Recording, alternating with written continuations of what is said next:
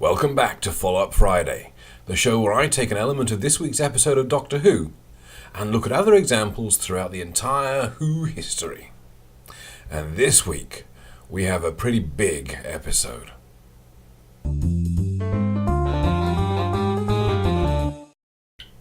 If you want to make something strange, make it a different size. It is a time-honoured tradition in Doctor Who and across a lot of genre fiction, television, films and comic books. If we're talking about very small for things like Ant-Man or very big for the Attack of the 50-Foot Woman, changing the size of something adds a little bit of weird to springboard a new idea, a new concept. And Doctor Who certainly has not shied away from this in its past. And I'm going to talk today about 5 of my favourite examples of when Who went big, specifically. Now, when I say favourite, I have to say, for this episode anyway of the Follow-Up Friday, I'm not necessarily talking about the best.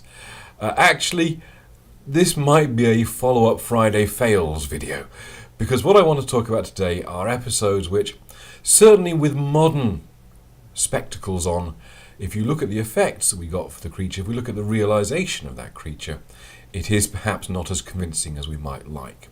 That doesn't mean it was a bad example at the time necessarily, because we are talking about a show which is 55 years old now, I think.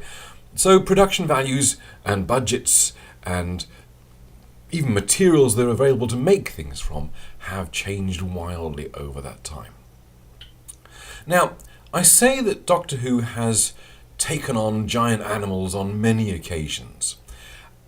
When I was looking back through New Who, I was surprised at how few examples we actually have. I could have talked about the giant T-Rex in Deep Breath, but actually that was reasonably well realised. I mean, it looked quite convincing. Far too tall, but that was the point. I struggled then really to find other examples of giant animals in New Who, until I happened on the creature which is number 5 on the list today, and that is the Wasp in The Unicorn and the Wasp. Unfortunately, the Wasp effect just wasn't very convincing. A lot of it was just statically framed in the shot, clearly a CGI construct, separate and independent of the actors on the show.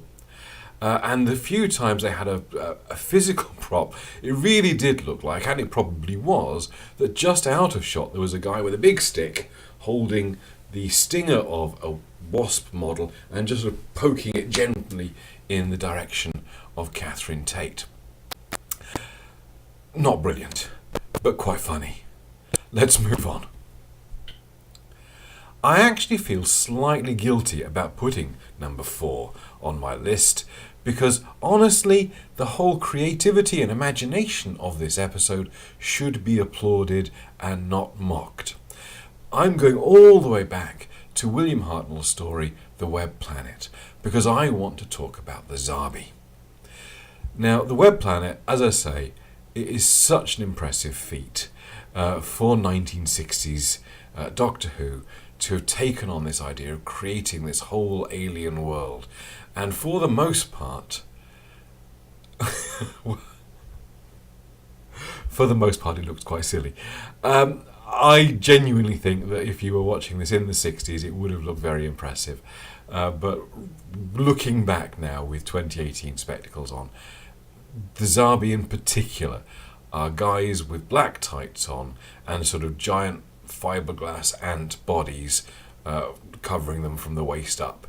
And they kind of shuffle around doing ant-like things, and I imagine are quite creepy if you are able to go back to a 1960s point of view. But today, I'm sorry, they do look a bit daft.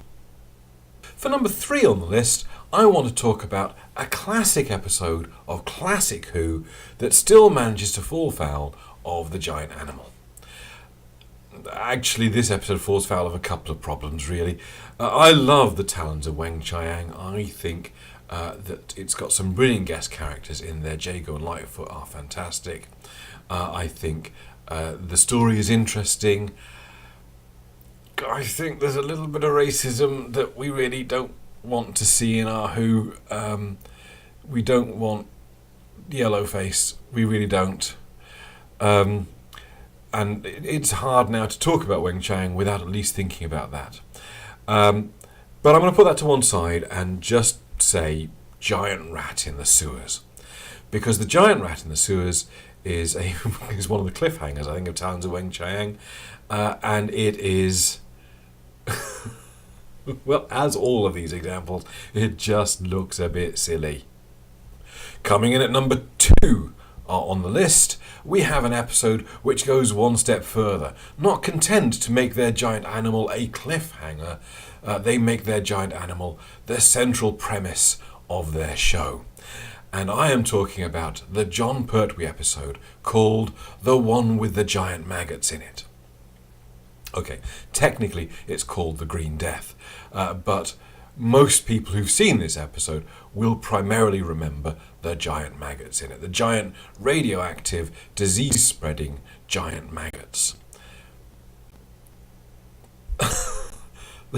This episode doesn't exist without them, and it is unfortunate, perhaps, that the effects on reflection are not up to supporting that. And number 1 on my list, partly in honour of arachnids in the UK, we are visiting Metebelis 3. We are talking about the planet of the spiders, and we are talking about more giant spiders. Except these giant spiders are hyper-intelligent, psychic, time-travelling, space-travelling giant spiders who are responsible for John Pertwee turning into Tom Baker. They talk about static animals.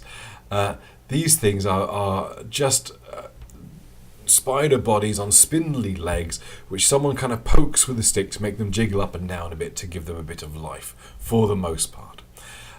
We have one classic image from the planet of the spiders, and that is Sarah Jane with one of the Metebelis spiders attached to her back. I think they're mostly undercut by the queen spider having such a high-pitched, ridiculous voice. And I like the fact that we're bookending this with more spiders. That's it for another Follow-Up Friday list. I hope you enjoyed that. Next week, actually I don't even know what next week's episode of Doctor Who is, but join me next week for a review of that episode and another Follow-Up Friday with 5 things from the history of Who inspired by that episode. If you want to watch more of my Doctor Who content, there's a box there. If you want to watch some more of my writing content, there's a box there. Thanks for watching. Like, subscribe, share is what YouTubers say. So, you know, those things.